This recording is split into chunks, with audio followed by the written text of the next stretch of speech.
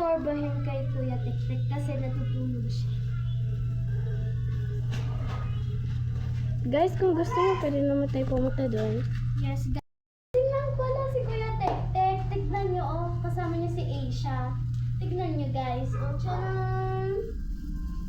Yan, guys. Nakita niyo na. Hindi niyo pa alam yung aso na yun. Si Asia pala yun.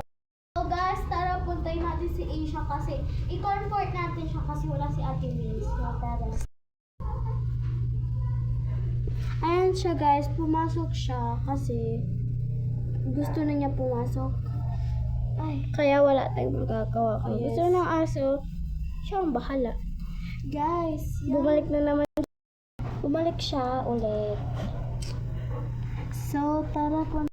That's all for today. So, nag-enjoy ba kayo? Like and subscribe to the channel. So, goodbye!